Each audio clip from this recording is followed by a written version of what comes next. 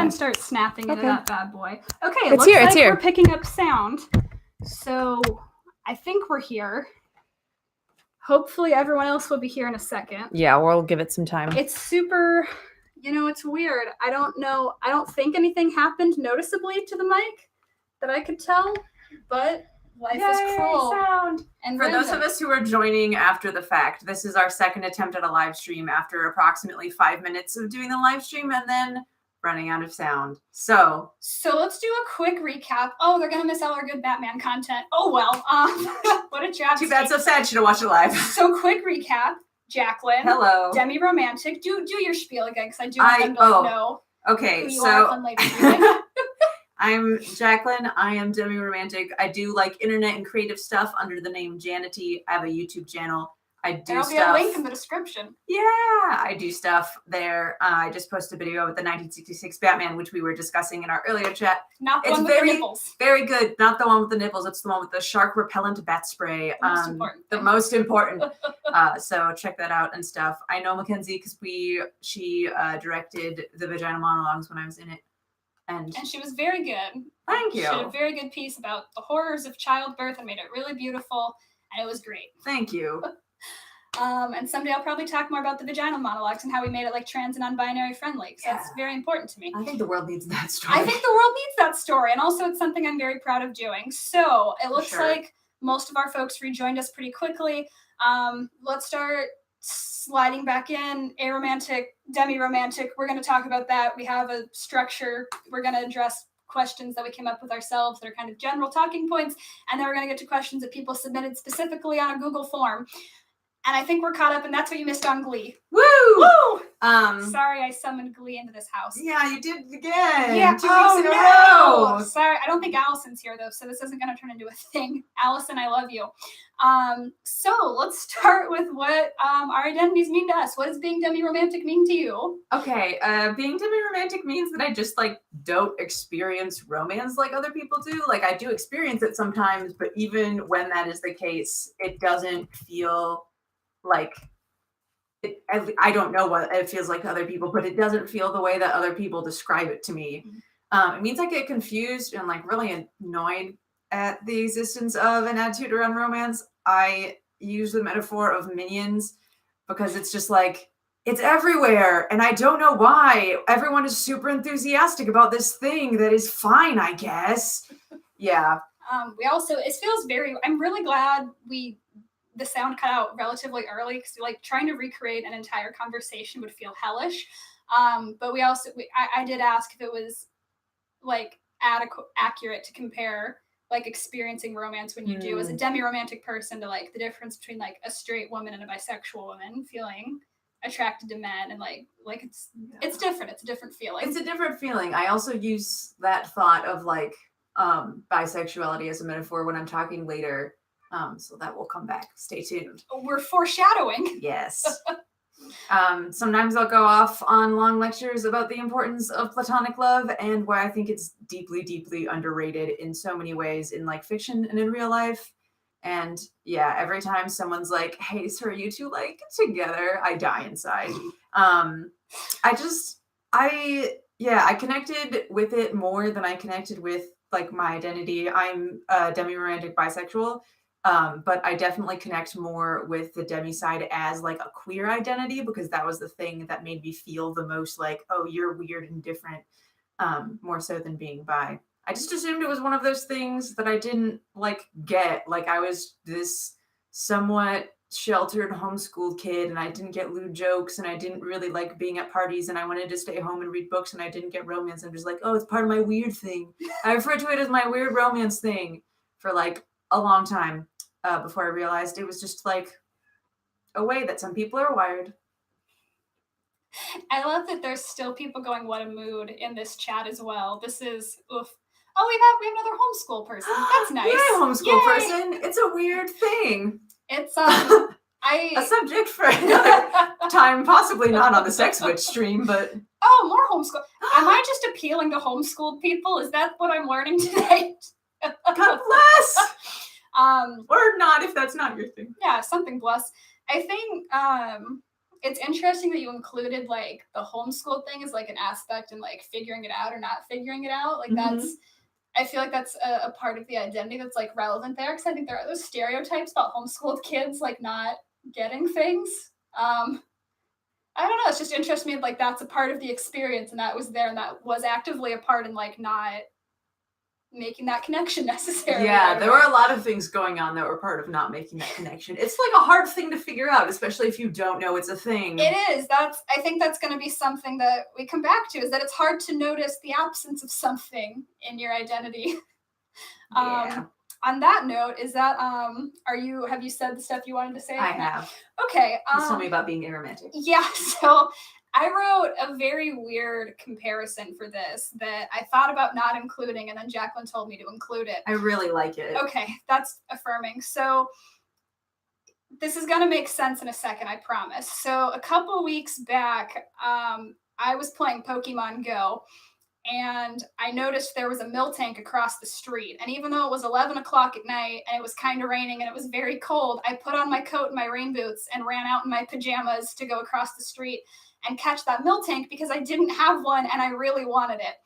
And to people like Jaclyn who don't play Pokemon Go, that sounds absolutely cuckoo bananas. Why would you do that? It's dark and it's cold and it's a little dangerous. It's just a weird anime cow. Why do you want it so much? Yeah. Okay, go move on, please. Yeah, listen. So like if you are not invested in Pokemon Go, that sounds nuts. That is how I feel about romance. Like I see people like going out on dates and like doing all this shit, and I'm like, I don't understand this. I have no grounding in this. I don't understand why this appeals to you, and I don't get why you're putting all this time and energy into it. So for me, like, the romantic attraction is the running out into the rain in your rain boots and coat. It seems like a lot of energy being spent on something that doesn't necessarily seem, I don't want to say not worth it, but I don't understand the appeal of it. Like, I get that it's super cool and important to some people. I don't feel it. I don't have that motivation there. Like Jaclyn said, it's a lot of, I gotta catch them all. You left work for a bag on? Come on, dude. I mean, it's just a bag on. Turns into a dragon eventually, but it takes so long. No, that's fair. It is the cute. Okay, it's not the cutest dragon because Dratini exists, but that is also a conversation for later. Like Jaclyn said, it can be very frustrating seeing just the romance narrative all the time everywhere. I am right about Dratini, thank you. When that's like just not something you connect to. And it's not that I never do. Like, most of y'all have seen my Tumblr. I don't not partake in the shipping. I have some stakes in that, but it's not something that like I personally connect to as like I want that. I would chase that. It's just like a thing that like a lot of people are into that I don't feel a lot of connection to, and that's fine. It's just not like a want. It's not a need or a want or like a thing that feels at all necessary in my life. And that is my romantic orientation told through the lens of Pokemon. I'm sorry Beautiful. I sparked a Pokemon debate, but Mary, you called Dratini's evolution gross, and you better mean Dragonite because he does look like a big puffy doofus. Dragonair is beautiful. They don't look like they belong in the same family, and it doesn't make sense. Jaclyn, what's next? Next, we're going to talk a little bit about so how did you know? Everyone's favorite question about their identity. Yeah, but like that process of self-discovery is Mary, you're legit. Legit, yeah. And especially for things that don't traditionally get talked about, that is still a question that gets asked. Yeah. Again, because it's like it's noticing a thing that doesn't exist in you. Yeah. And that can be weird. Yeah. Like, how do you, like noticing something that is defined by absence is, oh, good. I was going to say, like, I'm not asexual, but I imagine it's similar. Thank you for confirming. As someone on the ace spectrum, you can relate. Yes. Milotic is Milotic a dragon type? No, we're not doing Pokemon right now. It's water. Message me later. Nope. Jaclyn's not even a Pokemon person and knows that. I am a Pokemon person. I just don't like Pokemon Go. But we're talking okay about our identity's not related to Pokemon. I actually like figured out that I was demi-romantic. Like at the time I figured it out, I was already in a romantic relationship, which was just weird timing wise. It worked out okay, like for my life and stuff, but it was strange. I definitely connected a lot to certain like characters in fiction, like Katniss Everdeen, Elizabeth Bennet, Sherlock Holmes, probably Amy Santiago, just like a lot of characters. I'm like, they seem to be kind of baffled and like uncomfortable with this thing, and I am too. There's a great Ginger Hayes, Noelle Stevenson cartoon of Katniss talking to Caesar Flickerman. He's like, so what are your thoughts on feeling? She's like, they're okay, I guess. and that speaks to me. I really love movies like Pacific Rim and The Winter Soldier. Like, I appreciate movies where there isn't romance in them, but I doubly appreciate movies where there are two like people who could, by Hollywood logic, be in a romantic relationship, and then they just Hollywood logic is like these two people are like straight and looked at each other, so they're in a relationship now. No, they're straight, they're looked at each other, they are in a specific age range and attraction range. You're right. That's the thing, yeah.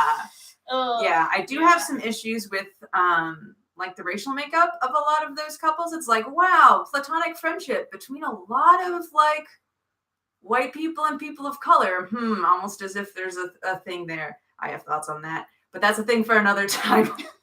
I even liked that super bizarre like Drax Mantis dynamic in Guardians 2, where he was just like, man, I am not into you that way. But boy, do I like hanging around you. It's really nice seeing two characters very much affirm that they like each other, but are like vehemently not attracted to each other. Yeah, and they didn't turn it into the like the lady doth protest too much. She actually does like, oh gosh. That happened to me a lot, where I was like, please don't say that I like so-and-so or whatever in like middle and high school. They're like, she does. Get out. It got to a point where I would try to prepare myself for romance in fiction the way that I would like, oh, I think this character is going to die and I think it's going to be really sad. So like steel yourself. It'd be like, oh, those characters are going to get in a romantic relationship and they're going to be like whole episodes about it. So you got to like steel yourself for that. So they're like, oh God, they're going to fall in love. Ooh. Yeah. I also was really mad about The Notebook, which apparently is a queer experience. Oh, sidebar. Somebody in the chat just mentioned that Mantis's actor says that she thinks Mantis is ace. Yay. That's fantastic.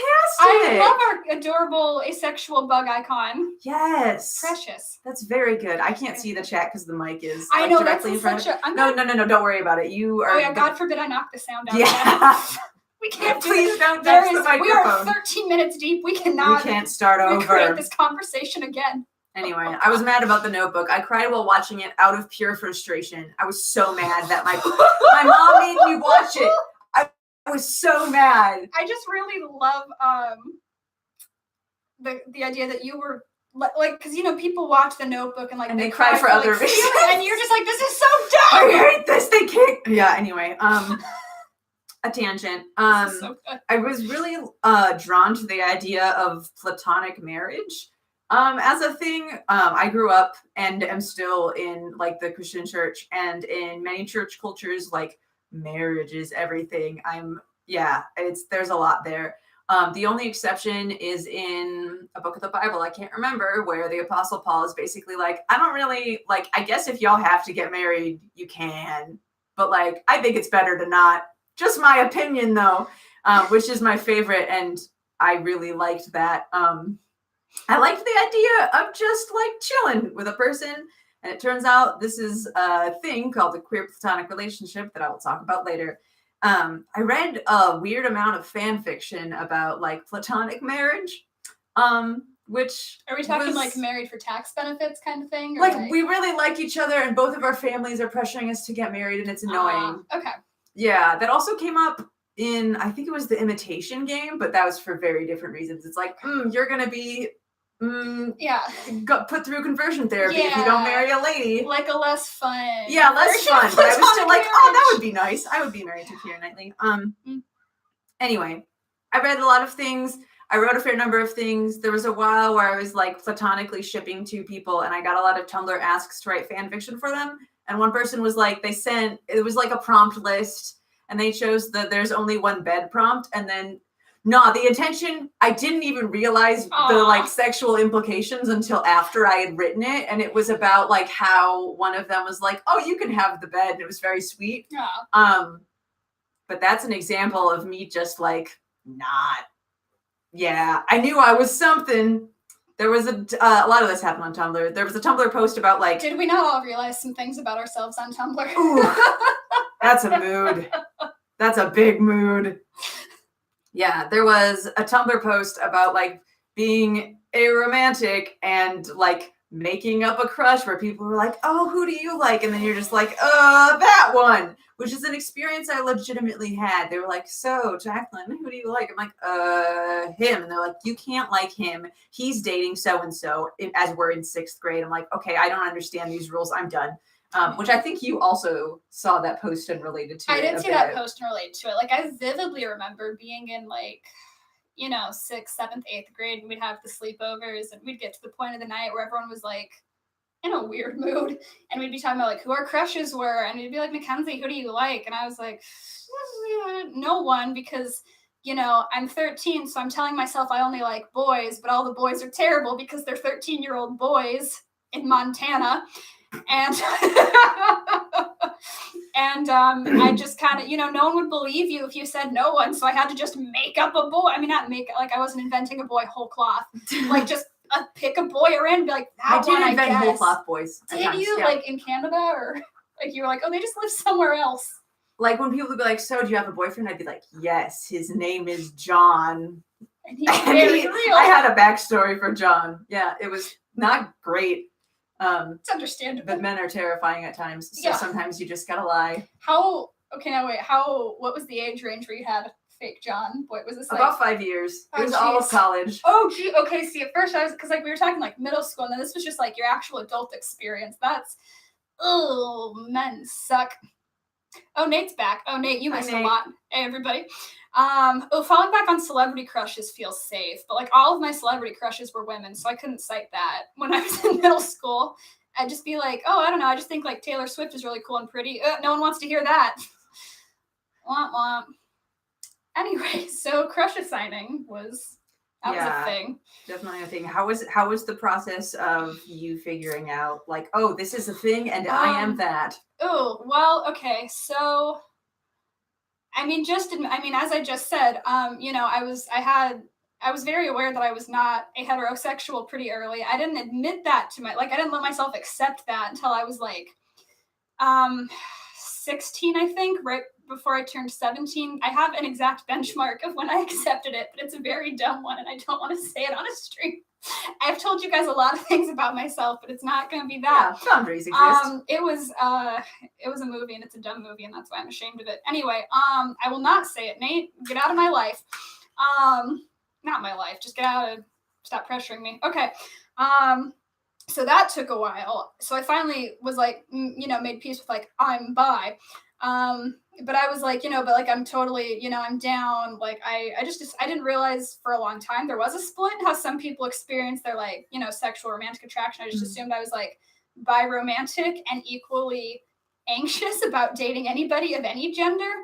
Like I found for a long time in college, there seemed to be like a fundamental like disconnect between how I understood being attracted to people and how my friends understood it, because it would always like, I'd be like, oh, that person is like really attractive. And I'd be like, oh, like go talk to them, get their phone number, like speak. And I'd be like, I don't understand what you want me to do. And they're like, well, like you can date them that way. And I'd be like, that sounds like weird and not like something I want, which is being aromantic. But I always like had these weird elaborate, much in the same way that like 13-year-old Mackenzie would be like, oh, like everyone's a little bit attracted to girls. This isn't gay. Yeah. Like 18-year-old Mackenzie would be like, oh, everyone experiences intense anxiety at the thought of being in a committed romantic relationship with someone and feels intensely claustrophobic thinking about it and starts immediately catastrophizing about like, what if I date them and then we get emotionally invested and then like in a year one of us wants to move cross country for our work and the other one doesn't and our lives are just mutually ruined. So that was a lot. That's a mood. It was. Yeah. Okay. This is the Spider-Verse thing. I'll let you like me. So that was a lot. And, you know, for an understandable amount of time, I think a lot of my friends were just like, you're just like afraid of commitment. I don't want to like throw anyone under the bus. I think some people might have attributed that to my absent father. I feel like that may have happened. I did have my second year of college. I met a friend who pretty much, I don't want to say like clocked me, but like within like a month or so of knowing, it was like, you're aromantic, because she identified as asexual at the time. And I was like, no, like definitely. And she's like, no, like you are. And I was like, no, definitely not. And I don't know if I like pushed back on that out of like stubbornness or if I was just like I don't think I was ready to accept that about myself. Yeah, no, definitely not Nate. God, not Nate. Sorry, Nate just jumped in the chat with not me, the bio dad. My biological father is trash. Nate, my chosen gay father, is a national treasure. Thank you for making that clarification. So that was just like really not a thing I was ready to accept about myself at all. And I wasn't until actually after like a really heinous bad breakup. And then I was like, you know, I did a lot of time like reflecting on myself and like what I actually want and what's up. And then I was like, oh, okay, I don't think you wanted that like it was at all. And I don't think you're really interested in dating anybody. And there's a reason like trying to go out on all these rebound Tinder dates feels so terrible and exhausting all the time. Like you're not even having fun. What are you doing? And then I was like, I'm a romantic. Here we are. So that was kind of how I came to that one. I hope there was an answer in there somewhere. Yeah, no, that was just a very eloquent answer. Okay, cool. It also was affirming to me as I was hearing your descriptions of like just confusion because it was just a lot. It was, again, like I don't know how it didn't like click sooner that this was not a thing. Oh, how long ago was that? That was around the end of 2017, actually. I've only been identifying as aromantic for like a little over a year. This is new to me. Woo. Mid 2017, a little longer, like mid to late 2017. I'd say by like fall. Yeah, so that's that. Yeah, I didn't realize until I literally went back to like look at Facebook chats where I was like, hey, wait. And it was March of 2018. Like it was not. So many things like make sense in hindsight. Yeah. Like it's like, oh, in hindsight, maybe it meant something that I had a panic reaction every time I thought about dating somebody. Yeah, me too. I was just like, wow, I'm weirdly anxious about this one specific maybe like thing. If you're intensely uncomfortable with something, you don't want the thing. Yeah. Which is weird because like for the, you know, this did take most of my college career to put together. At the same time, you know, I was already on Tumblr sex switching, like telling people, you know, people be like, I don't feel comfortable doing X thing. Should I do it? And I'd be like, no, if you don't want it, you should not do it. And that's fine. But like in my own life, I was like, I don't know shit. Yeah, where you're like, yeah, but if someone told me this, I would say that. But for me, it's different. Oh, of course. Like I've literally had moments where I'll be like, if this was like a question someone posed to me, what would I say? And it's always like so much nicer than what I actually do because it's my life and I'm because we're mean to ourselves. We are, you know. I think we're a lot less. We have a lot less perspective. I don't know. Like I feel like you almost have more. You have a lot more ability to step back and say like helpful things to people.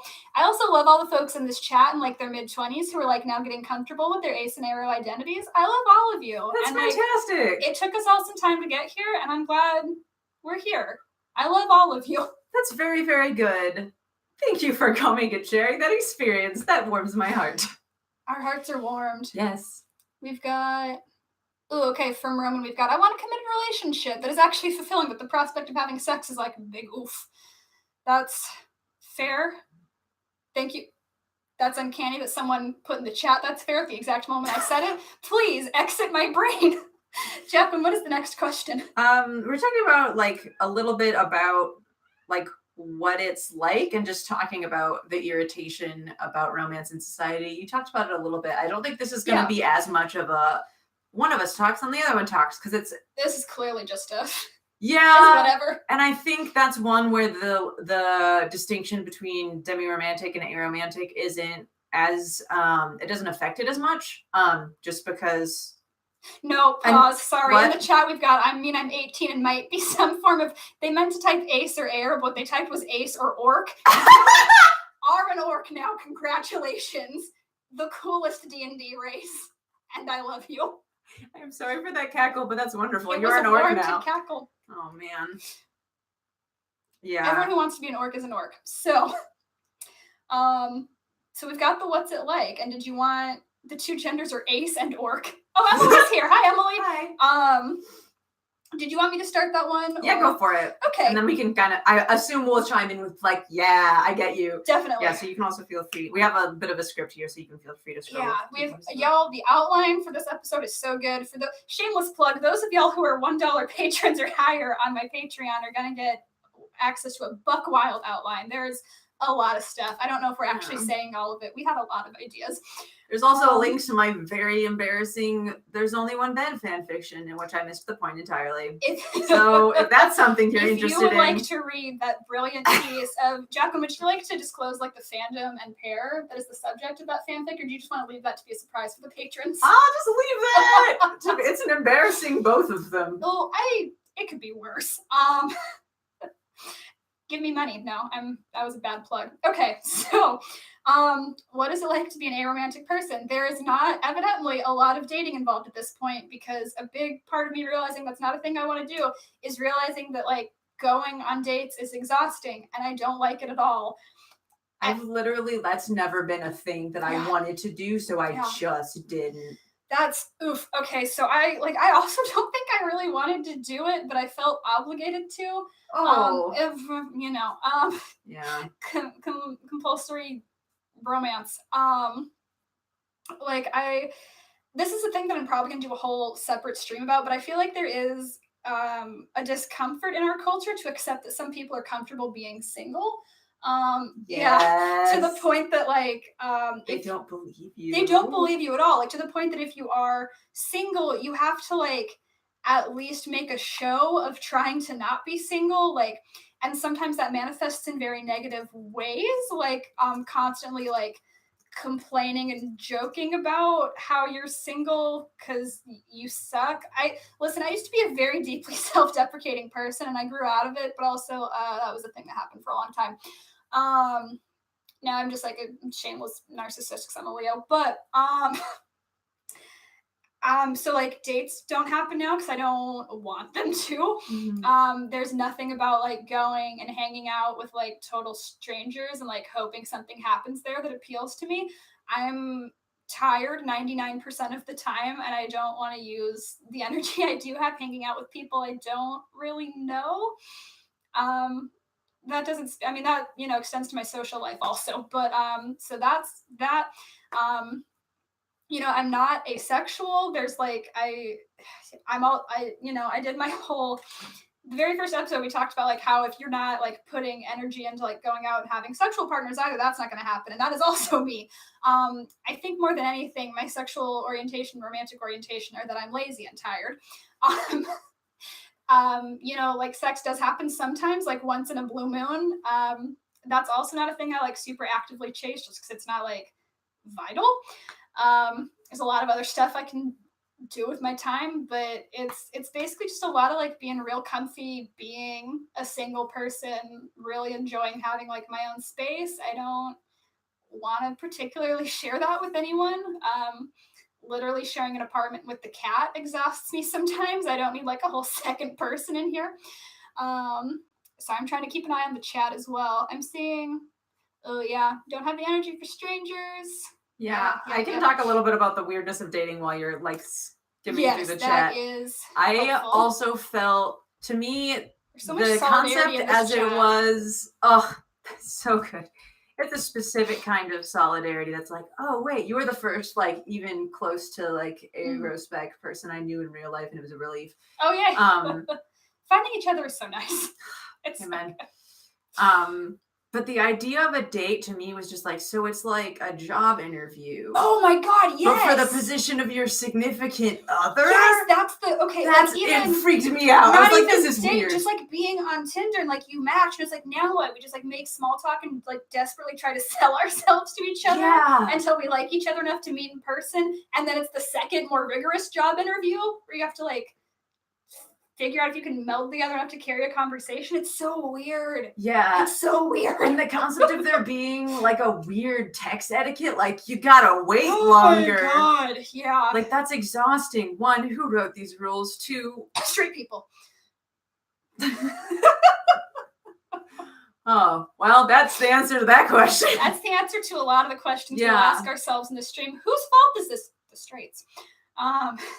Those apps do suck, guys. I'm sorry, you were talking and No, you're good. This is the more we're all jumping in part of it. We are. This is every time people talk about their experience of those apps, I am flabbergasted and amazed because like you could not pay me to play a video game about doing that, let alone do it in real life. Oh, just you mean like everything about it, like the dating simulator kind of games? Like, yeah, that's doesn't appeal to me at all. Right. Yeah, no, but like. Just any part of that experience just seems like it doesn't appeal to me. And I don't like get like weird inside. I have like, people who like that are just strange because that would be dumb. Yeah. But I do experience a lot of pure confusion of like, I don't know why this is a thing and I keep being expected to want it and I don't. Yeah. I do want to sidebar. Emily has mentioned that dating sims are super fun. Again, we're not here to shit anyone who enjoys that. For record, sure. I'm intrigued by a lot of dating sims. I would play Dream Daddy in a hot second if I had the money for that. There's also a guy I follow on Tumblr who's developing a goblin dating sim, and I'd be all over that. Oh man, yeah, I am a fan of like visual novels on the whole. Because of my own stuff, I can't get into dating sims, but they can be like good games, and yeah. People can enjoy them. And what do you mean you're Facebook friends with him? Emily, hook me up. Sidebar, we're going to talk about this later. You're friends with the goblin dating simulator guy? I sincerely hope he doesn't want to be known as the his goblins. name is Gabe. Oh my god. Holy shit. Okay, we learn a lot of things on these streams. Yeah. Sweet lord. Noted. So that's what being aromantic is like. I think this is also the part where I talked a little bit about like family stuff. The good news is that it's fine. My mom accepted a long time, and I say accepted like she begrudgingly resigned herself to it. I don't date. My mom doesn't give a shit about it. Like she's fine with that. She respects that. Like it doesn't come up. I told her on Valentine's Day, she's like, oh, what are you doing? I was like, I'll go into a movie with somebody. And she did not assume for 1 second that it was a date thing. We just immediately moved on and it was not a date thing. So she was, my mom knows me very well and is very chill with everything.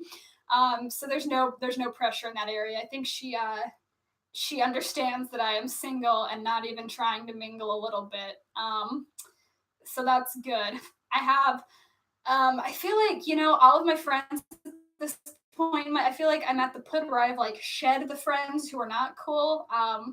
Like everyone's on board with that. I of course still have my near and dear friend who is the one who called it. Like we were talking about a couple weeks ago about how I was doing this stream, and she's like, okay, like I didn't know you were Arrow like years ago. Like maybe I shouldn't have been so pushy about it, but like I didn't know.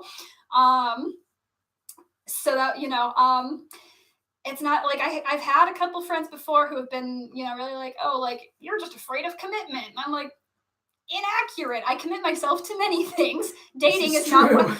Yeah, you commit yourself to so many things that are not dating. Like I don't know how someone could reach that conclusion.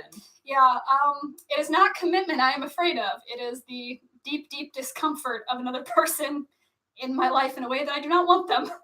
And it's not, it's not like I'm clearly not. I feel like I've made myself sound like a bit of an antisocial bog hag. It's not that I don't like deeply value my friendships. I do immensely, a lot. Like I love my friends to pieces. I think there's a question later on about like what are like levels of affection and like love that you do feel, and that's a big one. Like I love my friends a lot, and those relationships are very important to me. because that kind of fills what I need socially. I don't need one of those friends to like move into my home and do romance things, whatever those are. Yeah. We'll talk about that. What are romance things? You also talked about like not using the word aromantic with your family. Oh, that's yeah. a mood. See, that's, yeah, it just feels like mood. unnecessary, you know? Like, I feel like your family can support you completely without having to like get into like the minutia of like identity stuff. And it's like, you know, like my family's very good. They're also like very straight. Do you want, oh, Emily, I will platonically marry you for tax benefits though. Absolutely, yes.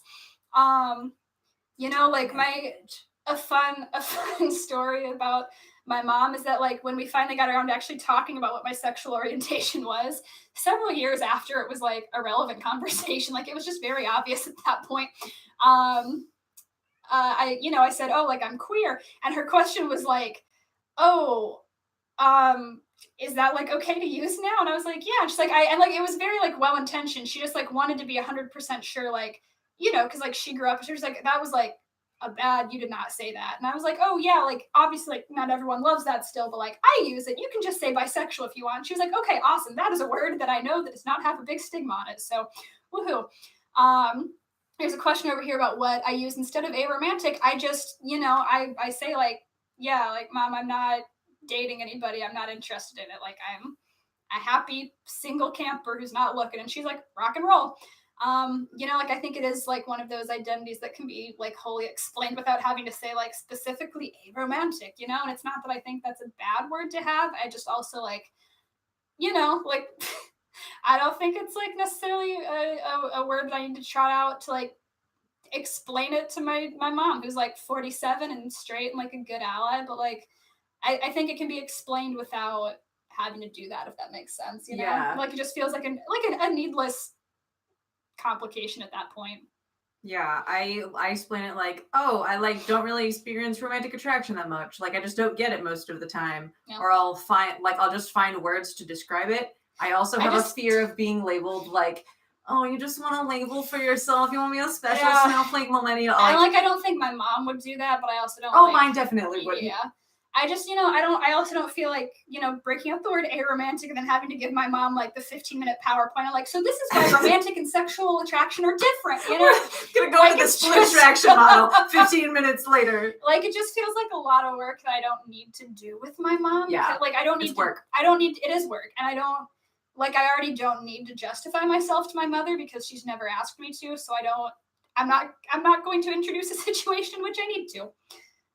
So that was my rather rambly explanation of that. Jaclyn, what is it? What question are we on? We were talking a little bit about like the what it's like question. Yes, what is it like being demi-romantic? Yeah, because it's not there were times where I was like, I could just not do it at all, full stop, and that would be easier. Which I like I don't want to say binaries, but yeah. Like being like, oh, I'm 100% in on this thing is helpful to me because then I don't feel like I have to navigate the gray areas because that's hard. But I am doing that now, and for me, it's been a very worthwhile thing. I do like, sometimes it's hard to tell what's because I'm Demi and what's because I'm me, and there's like so much going into that. Like, is it possible there's no separating the two? Well, sorry. The queer theory really jumped out. Oh man, that's very good.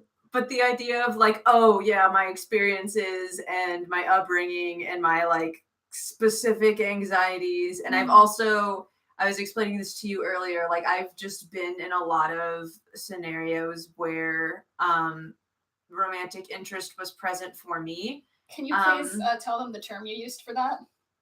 I've been manic pixied. Yeah, I'm a very like openly nerdy person, and I'm a fairly like openly nerdy person, and I'm also like, I appear to be like really sweet and kind. When you like meet me, I'm not that way like to my core, but that's not really germane to this discussion. So like a lot of people would see that and be like, oh, so like she's gonna be the like cool nerd girl that's gonna make turn my life around and make it good. And she won't say no because of course she won't. And then I did, like a lot. There were schemes to like get me with certain people in high school of like, oh, of course she'll want to go to the prom with so and so, and then we can get him in as a sophomore. I'm like, no, I don't want to do that. Yeah, it like, because to me, because I'm Demi, it means that when I experience romance, it's like, or like romantic attraction, it is like a non-trivial thing. And so when other people would experience that for me, I assumed they were doing it, like they were feeling it in the same way that I would. I was just like, oh gosh, that's a lot of pressure for me to respond to. And it like, yeah.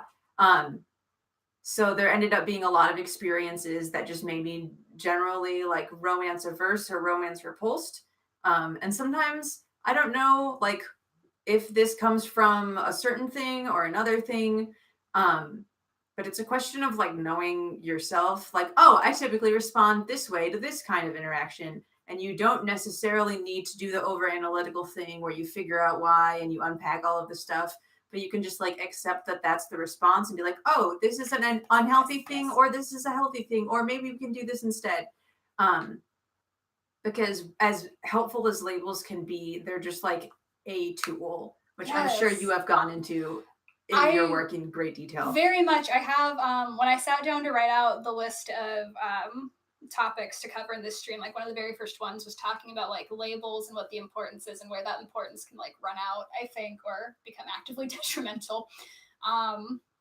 You touched a little bit on like not like trying to dig too deep into the feelings. Was it kind of like a sense of like just like not trying to like deeply analyze like why am I feeling this, and just like accepting like, oh, this is what I am feeling, and that is. Well, for a while I would get really deep into it, and it would set me off in a big way. Like there was a time where I messaged the group chat of like, I think this person's attracted to me and I'm panicking. Like literally panicking. I don't use that word lightly. And then I would try to figure it out, like in the moment that I was panicking, I was like, oh, I gotta figure out why this is happening, because I'm an analytical person, and that just ended up not being helpful. So the side that I've been straying towards, like in my own life, is just like the very like mindfulness sort of like, recognizing what's going on and accepting it, and then just like letting it be.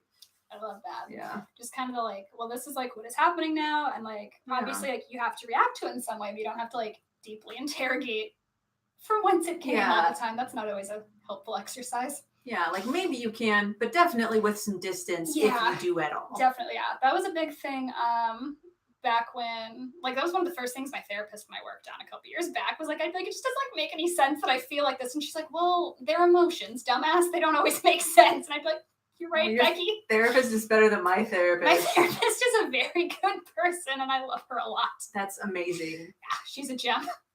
Wow. The next section was about like what attraction feels like when it happens. Roman made a very good point. I think this is part of the whole conditioning to like finding the one true love copyright thing that we're told we have to do from birth, basically. Okay, so that's a thing I have some feelings about, as you might have guessed at this point in the conversation. There's definitely a stream on the horizon that is going to be called something along the lines of "We over romanticized romance," and we're gonna go in deep on that and like where the idea came from that there is like a soulmate person, and it's the history of like romance as an idea is bonkers, y'all. It's gonna be so cool. That sounds amazing. Yeah, I'm really looking forward to it. Wow. I really like doing these streams.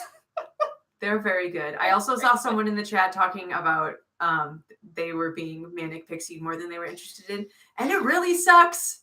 Yeah, I feel you. I'm glad we have a term for it though. Now let's get that to catch on. Let's like, don't manic pixie me. It will be a great stream, and I say that with the utmost confidence. Again, because I don't self-deprecate anymore. Yay! Yeah. Believe in yourself, everybody. For sure. I also adopted everyone in this stream who doesn't have supportive parents. So support your mother. My mom will also take you in. That's like literally from my first semester at college. I'd be like talking to my mom, and I'd like mention like, oh yeah, like so and so friend like can't go home for Thanksgiving because like, you know, their XYZ identity and their family are like butts about it. And she'd like, just bring them home with you. And I'd be like, I'm not even coming home for Thanksgiving. I don't know what you think the logistics here are. Like plane tickets are expensive. But she'd be like, no, it's fine. I'm their mom now. I'll make a room for them. And I'm like, you're a good fucking noodle. My mom is a treasure. An excellent noodle. She's great. Anyway, Yeah. so we're over to, okay, hitchhiking is dangerous. Don't do that. Oh, yeah, please. So what does attraction feel like when it does happen? Did we want me to start that? You can go ahead. I've been doing a lot of talking also. I think we've both been talking. That's fair. A little bit. Just want to give you space. So, like, I feel like I mentioned, you know, I'm not asexual. Like, sexual attraction is a thing that I feel, and that, you know, normally is rooted in like, oh, like, there's a person. That was a non-description. I feel like that's not necessarily like what the attraction I need or want to explain for this one is. Like the attractions I do normally feel to people are like they're not physical based. Like I get crushes, but they're largely like, you know, like I think you mentioned like the idea of like someone having a crush on you was alarming because that was like a thing that you did not experience often. So like the sense like when it did happen, you're like, oh, this must be important. Yeah. See, I would be like on campus and like walk from like one building to the other on like opposite sides, and like on the way I would develop like micro crushes on like 20 people because I'm like, oh, like you're cute, I like your coat, your hair's neat, what's up? And it's just like a very like casual like let's go kind of thing. And I don't know if that's different for people who like do feel romantic attraction because there like might be an expectation of like, oh, like I don't, you know, I think a lot of people experience that. I don't know what the factors are. I don't know what the unifying whatever is. Mm-hmm. I appreciate the solidarity in the chat. There is, I feel like I spent like the whole time going like, oh, like I'm aromantic and I don't feel blah.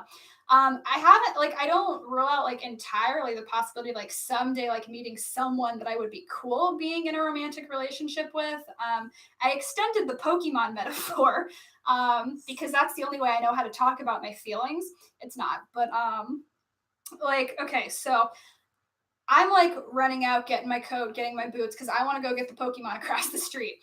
And this might look like completely bonkers to a friend of mine, but because they like enjoy me and my company and hanging out with me, they might come along anyway just to see like what's up and to like support me and like because this is more time we can spend together. And that's kind of how I feel about like dating someone is like it's not something I'm actively seeking, but like if I met someone that really like, you know, like vibed with me and like we got along in that way and it felt like compatible and like a thing that was feasible, like I feel like it could be done, you know. Like that wouldn't mean that would not make me not a romantic because that would not be a thing that I like innately experienced or sought out, but I feel like it's like not a thing that's entirely impossible. Like I very rarely like want to write anything off altogether. So like it does feel like a thing that exists like in potentia, if not as a thing that I actively want, if that makes sense. For sure. Yeah. Okay. Yeah. And you know, it does have like there are like so many levels to the crushes, you know, like there's like, oh, that's a cute person over there that I'm never gonna see again. This is entirely inconsequential. And there's like, oh, there's like this coworker who's like an attractive human being. Hoo. What's up? There was an absolutely infuriating regular customer at my last cashiering job, and I think I posted about him once or twice. But he was like he was objectively like kind of a terrible man, not as like a person, just like he was a philosophy major and he had a man bun. He had like a shitty little scooter that he rode around campus and he was gross, but like he dressed like a lesbian coming from like a Tegan and Sarah concert in the winter. Like he had just the most amazing collection of sweaters I have ever seen. I was like ringing up his lunch one time and I told him like how much it cost. He was like, cool beans. And I was like, what the fuck? And then I had feelings for him and I was like, I didn't want this. He's weird. But like he was very pretty and he said cool beans, which was just a lot for me to handle. Guys, my attraction criteria are like all over the board and I cannot pin them down, particularly when it comes to cis men. There is like no logic. And there are like, you know, like I've had people who are like friends that is obviously like a higher level of no, he is not my soulmate, back down. You know, I've had friends that I've been vaguely like, maybe this is like a little bit of a crush, like not a lot. And it's not like active pining, but it's like, I feel like this could potentially be a thing if you want. It's like the romantic version of like, I'm only joking unless you're into it.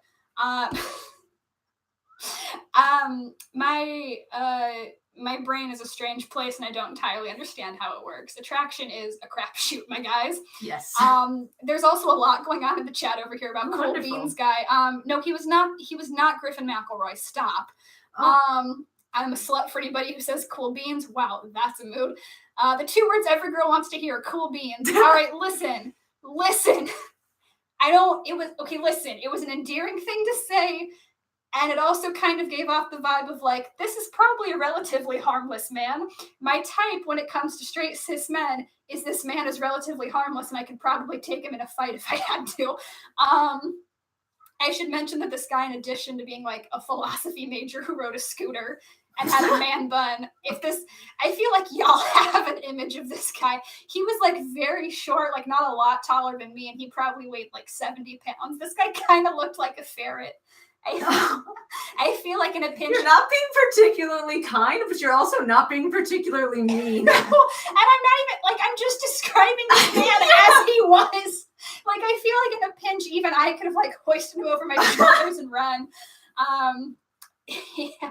He mostly subsisted on sushi, so like that's not putting a lot of meat on the bones. Yeah, and like cafe sushi. Yeah, it was not good. I've had it. Yeah. So that's it was a baffling experience for me because in addition to being like aromantic, I also like, you know, I'm bisexual, but I'm a bad bisexual. Like my attraction seldom strays to like cis het men for a lot of reasons, namely that they're terrifying. So like every time I'd see like he walked in one time and I think it was just like he had his hair down and it had been snowing and I had like a really nice coat and there was like snowflakes in his hair and I literally had to like turn around and leave the cash register and I was like to my coworkers like you need to handle this, I can't talk to him, he's too pretty. So that was like a lot. So that's what being aromantic is like, real confusing, and it does not absolve you from like heinous stranger crushes. Nate, I don't care if you know who he is. I don't want to know his name. I don't want to know anything about him. Please never let me see this man again. Jaclyn, talk about what it feels like for you. I'm going to let the cat in because he's screaming. Yeah, the cat has been screaming the entire time at the door. He was exiled. Kind of heinous this morning. Yeah. Earlier today. He's gone now. But for me, attraction is like, romantic attraction is hard to distinguish sometimes, which is probably why it took me so long. It can be really intense and I like take it very seriously. The idea of like casually dating another person or like we tried it and then it didn't work out and then we moved on is just like very mystifying to me. Like I recognize that it's a thing other people are capable of doing, but I can't do it myself and I can't like get in the headspace to be able to understand that.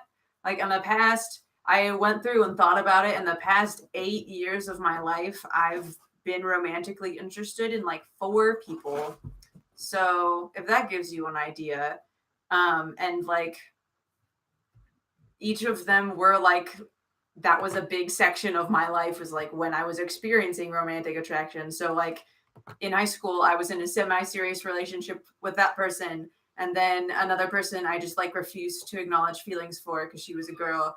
And then I did a lot of panicking over the third one, which turned out to be like very unnecessary. Just because I was freaking out because it was very intense for me, but it was like not for the all romantic person.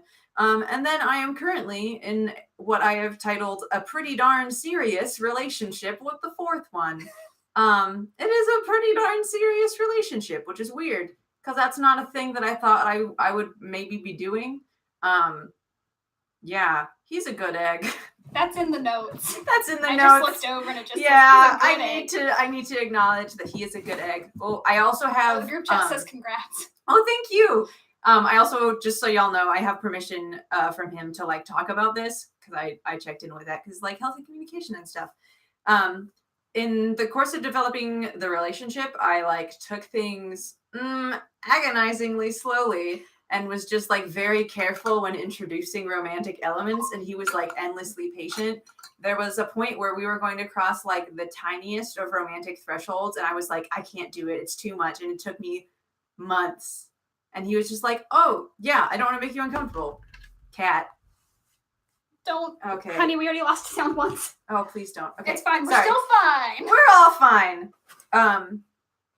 Yeah, I just freaked out a lot. And there was definitely a part where I would realize like I'm stressing out a lot over this, and if I just like never did romance, I would be okay without it. Like it's not a necessary thing for me, even though like it can be nice at times. But like over the course of our relationship, I decided that that particular person was worthwhile. To me, we were talking earlier about sometimes like bisexual identity feeling similar. Like the whole idea of like you're choosing a person and not a side, like, oh, if you end up with a girl, you were really just gay the whole time. Like if I end up in a romantic relationship for the rest of my life, it doesn't mean that I was allo-romantic the whole time, and if I don't, it doesn't mean that I was aromantic the whole time. Nah. Amazing. Yeah. We've got a question over here. For sure. I think it's something we'll get to later, but if you want to address it now, what's distinct about romantic attraction? What kind of thing do you want to do with someone you're into romantically that you don't want to do with a friend, like non-sexually? Mm-hmm. There is a question about that we already received from the Google Doc, so I will definitely be answering that. And also thank you, because it means you've had similar confusions as me. So solidarity. Arcane. Yeah, the cat is being bad. Within my relationship, we're both like fairly independent people, which is really important to me. We can both just like tend to be busy with life and stuff. Like during Valentine's Day this year, like he was cute and like made me sushi for dinner and stuff. But like during our dinner, we both had to like take a moment because I was like doing a mental health check-in on a friend, and he was checking in with one of his siblings because they had just gone through something difficult. And like we were both present, but we were also like other things were happening. And I feel like that's a good metaphor for a retired relationship. There's like a lot of parts of it that aren't romantic by necessity, like supporting creative endeavors or knowing about the other's family or exchanging gifts or like hugs of physical affection. But like in the context of that relationship, they're romantic because they rise out of our feelings about each other, which are romantic feelings. And there are also some things that are just like romantic by necessity for us, just like because of what our relationship is, like reading aloud to each other or like certain kinds of playful in jokes or extended eye contact. And there are just days where that doesn't happen as much because like I'm not as like feeling it as strongly, and then it would be like forced and not genuine. And so some days it's just like less romantically intense. Like that relationship for me is not something like a romantic relationship isn't something that's necessary for my life, but like where I'm at right now, this individual human being I really want in my life, and the way I feel about him and the way that he feels about me is romantic. So that's the situation. It's not a question of like, oh, I found the thing that's gonna like it's gonna be the thing. Which is how it's been described to me from like an all romantic perspective. Which doesn't mean that I'm not grateful for it in the slightest. Like it's a very valuable thing, especially because of his patience in things that most people would probably be like confused or annoyed by. So that's a very good thing, but it doesn't fill a hole in the same way that it's been explained to me as doing. I'm gonna get my charger. Yeah, that's my laptop. a good call. I'm going to unplug my laptop because it's fine. So you can just plug it in right back here. Okay. While Jaclyn does that, I'm going to go ahead and talk about how did you know question. Oh, how did I know? Okay, so we kind of got into that. I learned what aromanticism was as an identity from Tumblr, of course. Thank you, Tumblr. And then, like I said, proceeded to spend a couple of years stubbornly not letting that apply to me because sometimes we are just very bad at realizing things that are true and good for ourselves. And I think where it finally sunk in was right around like late summer, early fall 2017. For those of y'all who were following me at the time, your girl was in a bad place mental health wise, but on the upswing. And I think that was kind of when it sunk in. I was like, oh, like these Tinder dates you've been going on, like desperately trying to like find some form of validation, are not really about like romance at all. They're desperately trying to find validation that one, you're not getting, and two, it's just kind of exhausting. I don't think this is your jam, dude. And it wasn't. And I think the first time I called myself aromantic. Oh golly. The cat's knocked over a glass of water. That's fine. What'd he hit? Nothing. Oh, cool. It's just in my carpet. That's fine. I think the first time I said it out loud was actually a couple weeks into the fall semester. There is an LGBT group that I ran for years on my campus, and there was a new student who said like, "Oh, I'm aromantic," and like very like off, like without play. I was like, "Oh, same," and I was like, yeah, that felt good. Felt organic. And after I was kind of like, yeah, here we go. So good. Yeah, it was nice. You know, I accumulated the obligatory like pride flag pin at some point. Now I've got like a couple of them rolling around. You know, once you have the pins, it's official in the community. So that was that. It was just kind of like, much like realizing I was bi. I think it was not even so much realizing. It's like, oh, this has always been here. You just had to like give it a name and accept it first. Yeah, I talked about like always knowing there was a different thing, and I didn't know what it was, and like it took me a super long time to figure out that I was bi. It was like years and years and years of like, oh really? And like part of my that. carpet. Oh no! Keep talking. Somebody in the chat told me to. It's okay. She's following the directives from the chat. Like I knew that something was different. And I thought I was ace when I found out that was a thing, but I'm not. I always really related to like ace posts on Tumblr of like, no, I don't want this. And like, it felt similar to what I was experiencing, but not quite. It was, as soon as I figured it out, I saw a survey that was an aromantic survey. And I read through some of the responses. I was like, this feels kind of like me, but not quite. And then I went to the blog and so on and so forth. I was like, wait a second. Yeah. Which is very bizarre because like the bisexual journey took like years. And then from, I think this is a thing to, oh wait, that's definitely me was like 30 minutes. So that was strange. Like I was, for a long time, I was just like, oh, I just have a weird thing. It's repressed trauma or something. Do you think it gets easier after the first time you accept a big thing about yourself? I think like the next one is like, okay. I think it is. Hey, this is like it's a weird comparison, but I'm full of this tonight. I think it's almost like after the first time I cut my hair short, like it just kept getting easier after that, you know, because it's like, I've done it once and it grew back. So like the first one was like, you know, months and months of like, oh, but like, what if it's gross? Like, what if I look weird? What if I look too gay? And the second time it's like, there it goes. Yeah. What if I look too gay? A real, yeah. I recently had a very sweet family member be like, so what's up with Jaclyn? Ever since she cut her hair? As you sit here with your short hair and your flannel. Yeah, I mean, it's whatever.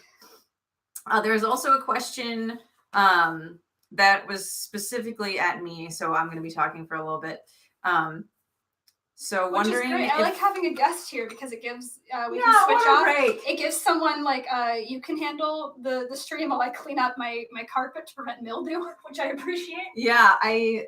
Sorry, that was my water that I was supposed to drink, and I did not. You shouldn't apologize. The cat should apologize, but you should. You're the worst. Go on. There was a fellow Demi romantic wondering if I had ever dealt with falling for a best friend. And they like had only been able to feel romantic attraction to their closest friends, have had issues both not understanding people who could just like meet a stranger and go on a date with them and become partners, and also like worrying about ruining friendships from it. So one, hello, fellow Demi romantic. Also, that stranger date concept is baffling, and I thought people were making it up. You said that you felt similarly. Yeah, it seemed exaggerated, you know? And, you know, like, I get it. Like, I'm sure what I feel also sounds fake to some people. It's difficult to imagine experiencing the world in an entirely different way through a completely different lens with different wants and needs. But yeah, it just sounded like I didn't get it. I didn't click with it. It wasn't even like dating and also like marriage and the way like marriage is very assumed in our culture. Like I remember being in like marriage's default is terrifying. Yeah, which is also going to come up in that stream because marriage is a big part of why romance got over romanticized, y'all. Like I remember being in like 3rd grade and we had to make timelines of like what our lives were gonna be like, and like every other person had like get married, have kids on theirs, and I had like visit Australia, publish a book, and like all the stuff. And, like I did not have marriage on there. I certainly did not have children on there. And it seemed like even like I was 8 years old. I was like, well, how do you know for sure you're gonna get married? You can't control that. And they're like, why are you being so mean? And I was like, it just seems unrealistic. You sound like a great 8-year-old. I was, yeah, I was probably, I feel like I was really good up until like middle school, and then like the self-consciousness hit me. But I feel like I was a fun kid. There's been like a meme going around Twitter this week that's like, what's the most on-brand you story from childhood? And I've been struggling, but I think I found it. Yeah. I told other 8-year-olds that getting married, like assuming they would get married, was unrealistic. Like, what the fuck? Who does that? It's very good though. Sorry I really to appreciate my fellow it. children. That was harsh. Oof. Yeah. Stranger dates are weird. There's a Vi Heart video in which the creator of that channel talks about thinking that like everyone was pretending to like beer because they just thought it was so gross. And that's how I felt for a while. I was like, is everyone just pretending to like this? Because I don't think it's appealing. And it turns out it's just not appealing to me. I tend to take romantic feelings and attraction like way more seriously than an all romantic person does. And I, oh no. Someone in the chat going, 8-year-old, I'm going to get married someday when I'm older, Mackenzie. Unrealistic. Blocked. Stop. I mean, yeah, but stop. Oh, that's very accurate. Yeah. But to answer your question asker, I have fallen for my best friend twice. It is two of those 4 times in the past 8 years. Is one of them the one you're currently dating? No, that's a different story, actually. Oh, right. It was very strange. We kind of did the stranger date thing, and that's the only time I've ever done it. Yeah, I don't know what's happening. Coincidences with this one. Yeah, it was I say it's a miracle, and I'm not exaggerating. No, not at all. Yeah. It takes a lot of luck to find a guy with a pancake spreadsheet. Yeah. Oh, yeah. Good egg. Yeah, he's a pancake spreadsheet. That's yeah. Yeah, but I have fallen for best friends. One, like I didn't know what was happening because she was a girl, but in retrospect, it's like blindingly obvious. I don't like there was a lot of other stuff going on in that particular situation. But I would say to you that like it's very unlikely that you and the person you potentially have romantic feelings for view attraction in the same way. Like I've said, I take it very seriously because I experience it very like rarely and intensely. But to the person you're potentially having attraction to, that may not be the case for them. So just keep that in mind when trying not to freak out.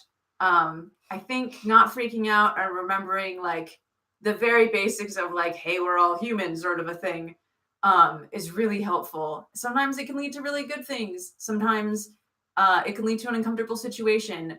I take romance very seriously when I experience it, but like the situation of like 2 friends and one being interested in the other and the other being like, not really, can be a really chill experience for a lot of people. And so that may end up being the experience. Just like remember that you are a person and the other person is a person, and you should consider all of your feelings and be brave, but don't push yourself towards a thing that you're not comfortable with.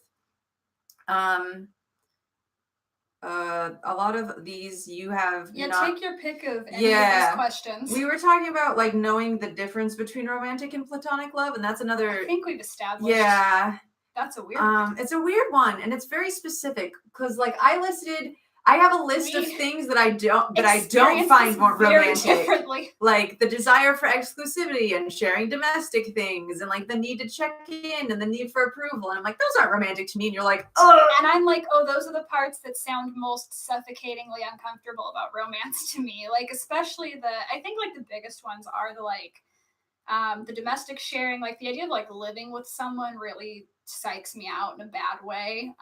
Like it feels, I don't want to say like I feel sick, but I do, like I sometimes think about it and I'm like, you're repulsed. My skin is like crawling off my body. Yeah. I feel so trapped just like contemplating that.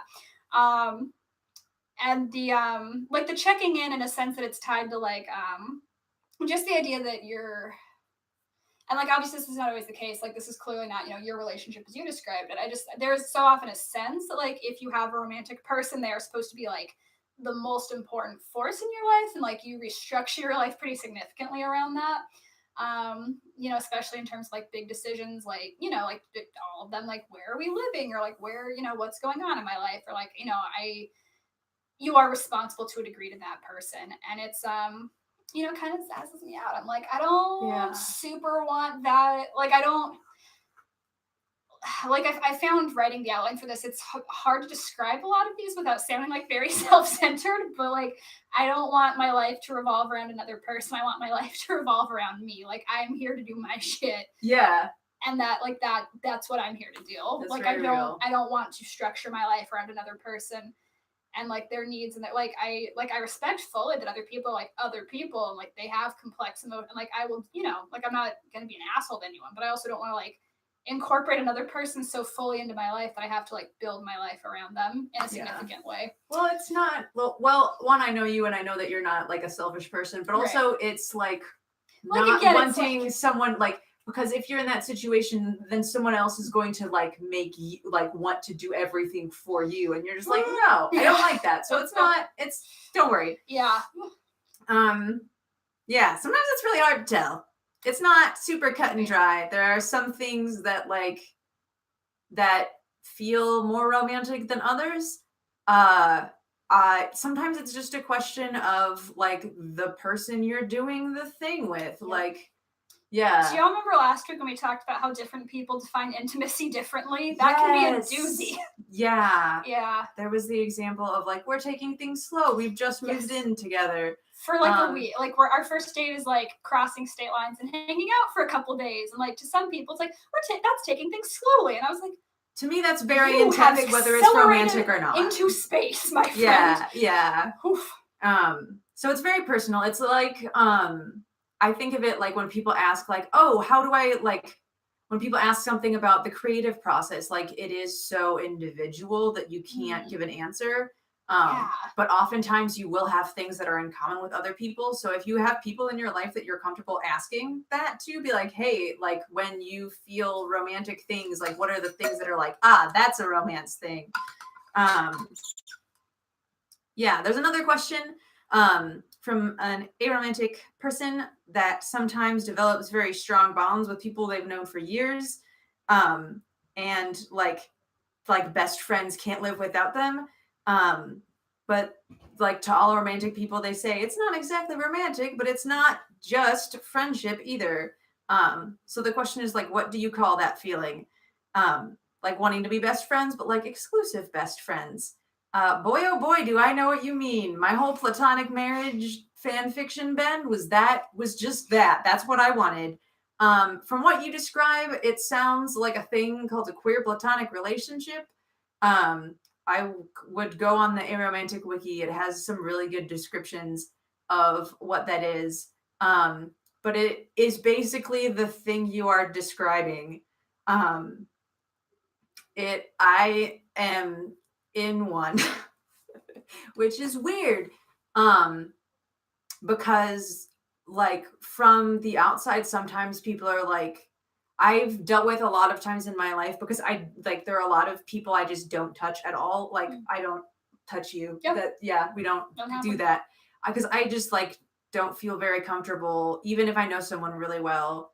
But like sometimes that's not the case. So there are like people who I would be like holding hands with or like resting my head on their shoulder, and people would like ask if that was romantic. I'd be like, oh no, it super wasn't.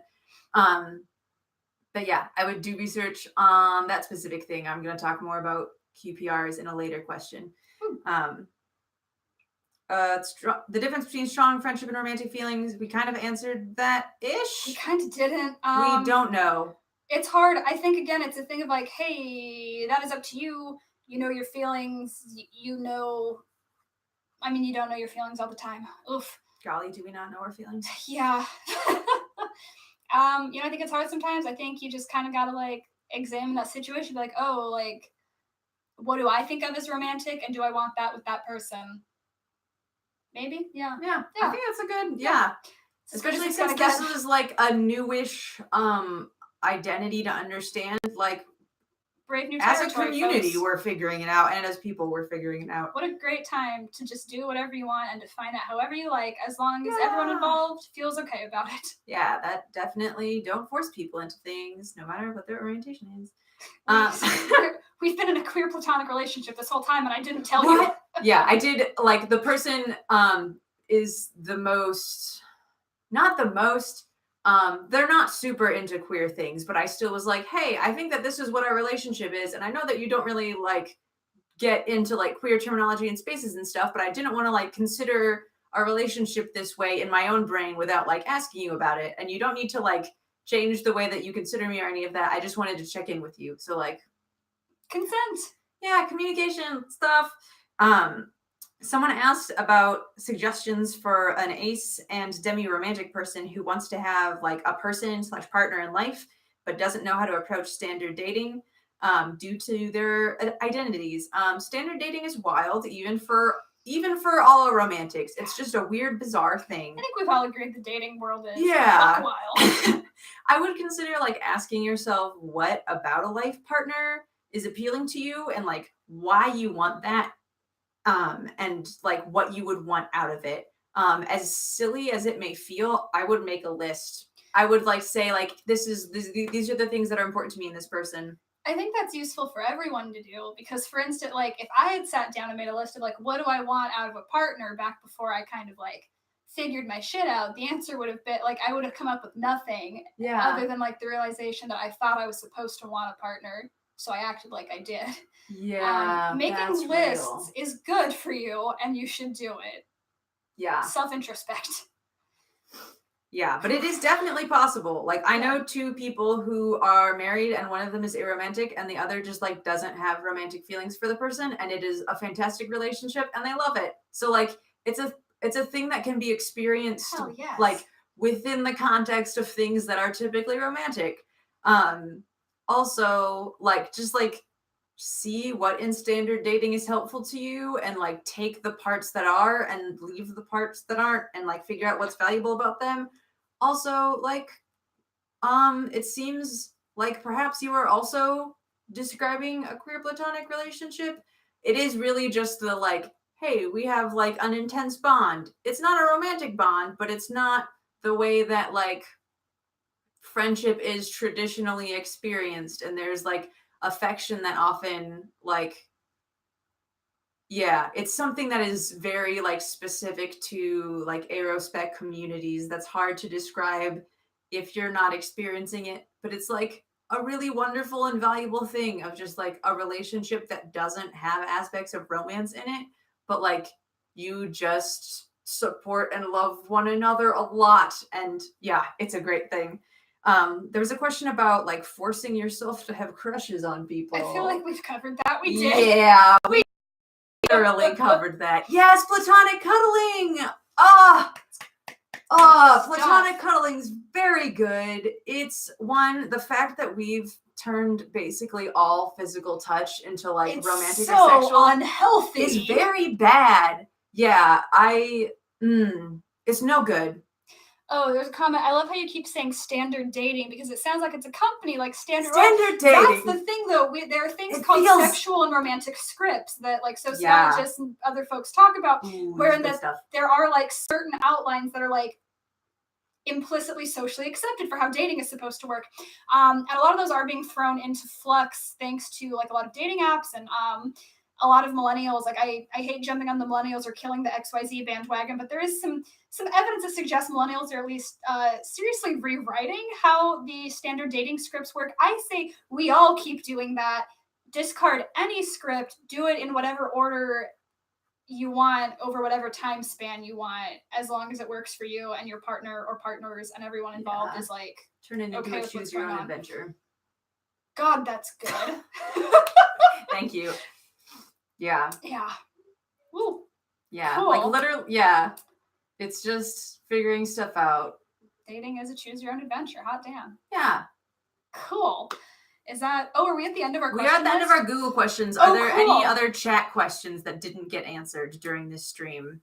No, I was talking about choose your own adventures now. Oh no. I've it's okay. This whole thing has been like I really enjoyed doing this. Thank you for being here, Jaclyn. Yeah, thank you for inviting me. I'm so glad to have an aromantic friend, and also I'm so glad to have a date. I don't even think I realized how significant that was until we started like doing the outline for this, and we were just like, yes. Oh, this is very good. Yeah. Thank you for having me and hosting mine in your cool Sex Witch stream, which you I'm super excited is happening. Being brave enough to be my first guest in my 4th episode. This is a very experimental period, and I like figuring things out as we go. So this was a bold move on your part. I think it's super cool. I'm very excited about it. Okay, y'all, I'm gonna drop a quick couple of links for you. One of them is a survey to vote on what one of the streams is going to be coming up in March. We are going to be choosing between talking about how I think the concept of virginity fails everyone, but especially queer people, or we are going to talk about how I think American public school sex education fails everyone, but especially queer people.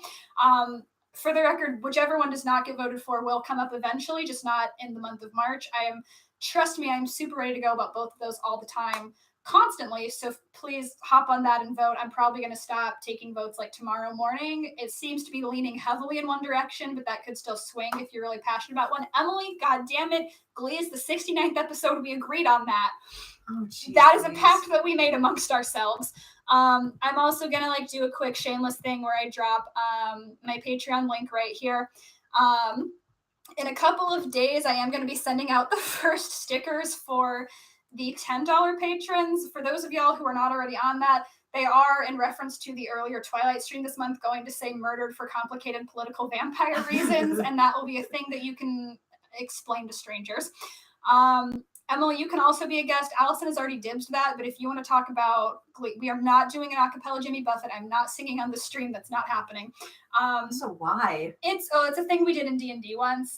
Emily's character was leaving with her pirate mentor, who was Jimmy Buffett, and we sang Margaritaville. It was a time. We will discuss this not in a chat, on a live stream. Okay. Yep. Everybody, I am gonna pop off. It's okay if you don't have money to tip me. The stream is free. All the other stuff is just bonus shit. For sure. It's fine. No obligation. I'll be fine. Okay, I'm gonna pop off. I love you all. Thank you for being here tonight. Thanks for having me. Follow Thanks for Jaclyn's everyone in the chat. channel. Oh, thanks.